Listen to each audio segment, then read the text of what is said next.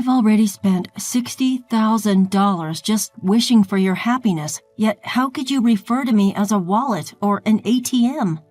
We don't recall ever asking for your help." Lily, Max's wife, scoffed with a sneer. "Why don't you try and stop the payments if you're so bothered? After all, I'm a big shot. I can easily handle it myself." Max added in the same dismissive tone. "Even Max, my eldest son whom I've raised, behaves this way. After forcing me to cover the cost of a $20,000 engagement party and then a $40,000 wedding, they have the audacity to treat me like this. They only see me as a cash cow. I must have made a mistake raising my son. I'll never let them push me around again." "I've heard you loud and clear. Are you sure about that? You know we won't let you see your grandchild, right?" Max threatened. "You don't have to. I'd be more than happy to stop the payments." From here on out, it was a steep fall for Max and Lily, who had been treating me like a money tree. "My name is Chloe. I'm 56 years old. I've been struggling alone ever since my husband passed away 12 years ago. Between my job and raising my 2 children, I've always had my hands full. I'm currently an executive at a decent company that I've been with since before I got married. To the outside world, I guess you could call me a career woman. The children, who were high schoolers when my husband died, have now graduated college and are working, so I'm a bit relieved. I just wish they'd settle down and start their own families soon." While contemplating these thoughts, I lived alone comfortably in the condominium that I used to share with my children. Then, one day, Max called me saying, "I want to introduce you to a woman I'm thinking of marrying." I agreed, delighted. Max, who turns 28 this year, works for a large corporation as a salesman. Although he has been a bit of a playboy, it seemed like he was finally settling down. On the day he was to bring the woman he was planning to marry. "Mom, long time no see. This is my fiancée, Lily." "Nice to meet you. I look forward to getting to know you." The woman Max introduced, Lily, was a receptionist at the company where he worked. She was strikingly beautiful, and I was quite proud of my son for finding someone like her. "Oh, congratulations to you both. I'm here to support your happiness." My face beamed as our conversation flowed. Eventually, the topic of the engagement party came up. "We're planning to have an engagement party soon. I need to start preparations then. Mom, could you cover the $20,000 cost for the engagement party?" I was taken aback. I thought the average cost was around $10,000. However, seeing their happy faces, I couldn't refuse and agreed. Of course, it's a happy occasion. Later, my eldest daughter, Mia, came to visit. "Mia, how's work going?" "The deadline was yesterday. I'm managing well, so don't worry." Mia is a manga artist. While she hasn't had a big hit yet, she has had her own series and manages to make a living. She's always been good at drawing and loves manga, so it might be the perfect job for her. By the way, Mom, Max is getting married, isn't he? Yes, he came by the other day with his fiancée, Lily, to introduce her, and they've asked for $20,000 for the engagement party. Wow, $20,000 is a hefty sum for sure. It's not like that. But apparently they're going to split it for their wedding funds and to send gifts of gratitude. Is that how it works? And so, on the day of the engagement party, I gave them the promised $20,000. Both Lily and her parents looked delighted. "We'll use this to start our new life together," they said, putting away the $20,000. There were no gifts of gratitude that I expected, but I reminded myself that this is what engagement parties are like. As long as they could have a happy marriage, it was okay. But a few days later, Max dropped a bombshell. "I want a grand wedding with lots of company and connections invited, maybe around 250 people." That sounds wonderful. "And with that, Mom, I'd like to ask you to cover the upfront cost of the wedding." "What? I have to pay?" I was under the impression that weddings were funded by the couple themselves. "I'm counting on you, Mom. It's pretty standard for parents to pay for the wedding." "But didn't I give a lot of money for the engagement party?" Lily's parents are frail and can't contribute, and I'll give you back the wedding gift." Reluctantly, I opened the bill Max had brought. To my shock, the amount was $40,000. The idea of this much upfront cost made my head spin. How large a wedding were they planning? Wait a minute, isn't this a bit too much? Why not have a wedding within your means? It's a once-in-a-lifetime event, and Lily doesn't want to compromise. Plus, don't you want Lily's parents to see how happy she is? Being cornered like that, I couldn't refuse. All right, it's indeed a joyous, once-in-a-lifetime occasion. Seeing my consent, Max smiled and said, "Thank you," before leaving the room. Later, I transferred the upfront cost of $40,000 to the wedding venue. It was hard to use the money I had been saving for my retirement, but I told myself it was for my child's happiness. Then, 2 months later, on the wedding day, the wedding venue was more luxurious than I had expected. Mia and I had arrived early in the morning to change into our dresses and get our hair done. When I was about to knock on the bride and groom's dressing room door, I overheard their conversation. "I can't believe we're able to have such a lavish wedding thanks to Mom." "Absolutely, and she gave us $20,000 for the engagement party. I even managed to buy a new bag. What a great wallet." "More like an ATM. Let's keep withdrawing from it." "Max, that's mean." Stunned, Mia and I continued to listen. Lily gleefully says, "If we ask her, she'll probably cover the rest of the wedding costs, right?" "Of course she will. Leave it to me." "Then let's use the wedding gift for a honeymoon trip to Hawaii. And, of course, we'll take my parents along. How about buying a high-rise apartment for our new home?" "That sounds perfect. Let's get my mother to cover the cost. She does have the money, after all." The hand I raised to knock on the door was trembling. Mia held my shoulder and led me away from the door. Breathing slowly, I took Mia's hand that rested on my shoulder and said, "Mia, there's something I need you to look into when the ceremony starts." "Of course, Mom. Leave it to me." And so Max and Lily's wedding began. Their vows in the chapel, the toast at the start of the reception. All I could think about was the conversation the two of them had earlier. "Presenting the groom's mother, Chloe." Even as the MC introduced me and the spotlight fell on me, all I could muster was a bow. Mia, who'd been making the rounds toasting, came back. "Mom, I checked with Lily's relatives. Both of her parents are perfectly healthy." I knew it. "That's horrible. We need to confront them. I'll be right there with you." As Mia said this, it was time for the first wardrobe change. Lily exited first, then it was Max's turn. "Now the groom will exit. Escorting him is his mother, Chloe, who raised him single-handedly." Called upon, I walked down the aisle to meet Max. A little tipsy, Max was in high spirits, announcing to the MC's microphone, "This is my amazing mom." Keeping a straight face, I walked beside Max, exited the hall, and headed straight to the dressing room. Mia was there, and she spoke to Max.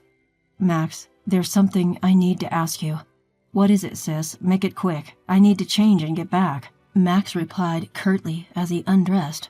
"I heard the conversation in the dressing room earlier. How could you talk about Mom like that?" "Huh? You were listening? Well, whatever." As we were taken aback by Max's attitude, Lily, who had already changed into her dress, came in. "Mother-in-law and sister-in-law, what's going on?" Mia pounced. "Lily, we found out that your parents are healthy. They both have good jobs. Why are you making our mom pay for everything? What's going on?" What is this? Some kind of sister-in-law bullying? Scary." Lily dramatically recoiled. My patience snapped at her mocking attitude. "I've already paid $60,000 hoping for your happiness, and yet you treat people like they're wallets, ATMs. What kind of language is that?" Hearing this, Lily laughed as if it was a joke. "Acting all high and mighty for such a small sum. We're not in your debt. Besides, it's normal for the groom's parents to pay for the wedding, right? But you lied about your parents being ill to buy a new bag. Ew, you were eavesdropping. That's a terrible hobby." Watch your mouth." Mia, angry, told her off, and Lily looked at Mia. "I don't want to be told off by an older sister who's still single at 30 doing some weird job as a manga artist. It's because you're such a nerd that you can't get married." "That's right. You're hopeless when it comes to marriage, sis. Mom, if you want to see your grandkids, don't speak rudely to us." Mia was stunned, speechless. "How dare you speak to Mia like that?" I tried to scold them, but Max laughed and responded, "If you're going to talk like that, try stopping the payments. After all, I'm an elite. I can easily handle it. Well, it'll be a shame to lose the cash cow." I had paid $20,000 for the engagement party and $40,000 for the wedding, and this is how they repay me? No gratitude, only this cruelty. I must have gone wrong somewhere in raising my son. I've had enough. I won't be manipulated by them anymore. I've heard all you have to say. Are you sure about that? If you don't listen to us, you won't see your grandchild, you know. Max threatened, but I firmly responded, "That's fine. You don't need to bring them over. I'll gladly stop the payments." Max and Lily just stared at me, stunned. "I'm severing our ties here. I wish you all the best." With that, I took Mia's hand and we left the venue. The joyous noise of the reception was still audible as we departed. A month later, as Mia and I were enjoying some tea at home, the intercom rang with a shrill tone. "Oh, Mom, it's Max. What should we do?" "Let him in, dear." Max, whom I hadn't seen in a month, looked remarkably worn and tired. "Why the sudden visit, Max?" "Mom, you must have received the bill for the wedding venue by now. Why haven't you paid?" "Huh? Oh, the bill for the remaining balance? It was $45,000, right? It arrived, but I have no obligation to pay it." "Don't be like that. In the end, we didn't receive many wedding gifts and couldn't pay the bill, so now we're in debt." At that, Mia laughed and commented, "From what I overheard at the wedding, it seems you two have quite a bad reputation. You, Max, have been throwing your weight around at work, doing haphazard jobs, and Lily, you've been putting down other women, flaunting your looks and marriage. I can see why people wouldn't want to give wedding gifts to people like you. Hey, sis, stay out of this." I let out a sigh. "You two, it's not just me you haven't been considerate of, it's everyone around you. The wedding expenses are your own doing. Please pay them yourselves." Max pleaded desperately. "Mom, I'm in a bind here. Lily can't control her spending, and even her parents have started to take advantage of me." Lily's love of money isn't exactly a new revelation, Max. Plus, having seen Lily, I can easily imagine her parents behaving the same way. "Please, Mom, think about helping us. Give us some money." To Max, who was begging, I sternly replied, "You were the one who said, 'I'm an elite, it'll be a piece of cake,' and told me to stop making payments, weren't you? And didn't you say that we were severing our ties? I have no obligation to give you any more money." "Mom, don't call me Mom. I don't want to be called that by someone who has only ever seen me as a cash cow. To be honest, I'd like you to repay me for the wedding and the engagement party, but I'll write it off as a settlement payment. Now please, leave." Max, who had looked shocked, now had a malicious look on his face. "Hey, are you really okay with this, Mom? Cutting ties with us like that? How will you spend your old age without a husband? Don't you want to see your grandchild?" Before I could respond, Mia intervened. "Don't worry about that. I will be by Mom's side. And what can an unsuccessful comic artist like you do? You can't even have children. Shut up." Max was frothing at the mouth with anger. "Ah, so scary. Sure, you mock me as a failed manga artist or an otaku, yet my manga was among the top-selling shoujo manga this year. Did you know it's set to be turned into an anime and movie next year? Safe to say, I'm in a much better financial state than you and your debts."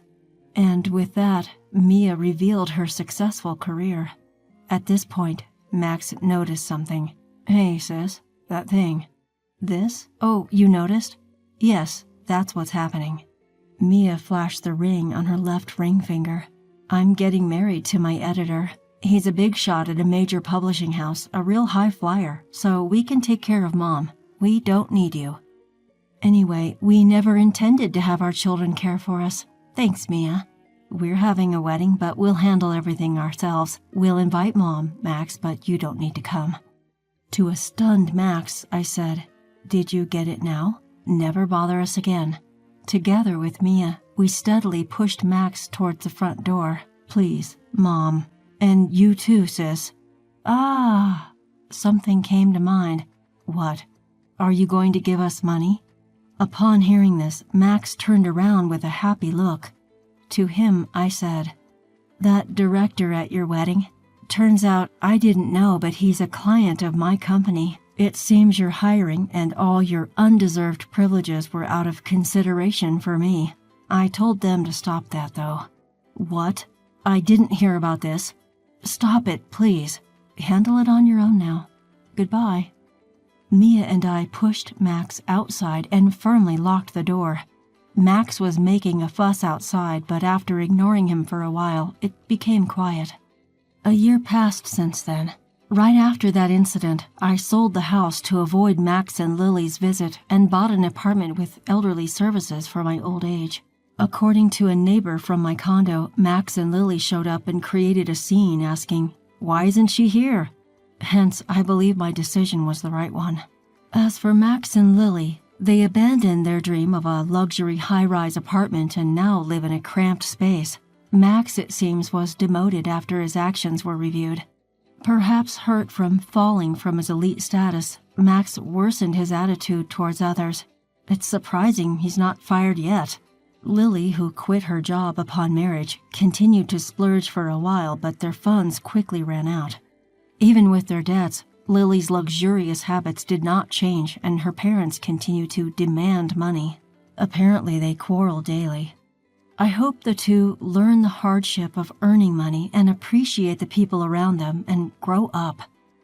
Though that might be too much to ask from them. I still maintain a good relationship with Mia. Mia's husband is a good man who treats me well, and they are expecting a baby. I plan to spoil my lovely daughter and grandchild, and looking forward to it keeps me working every day.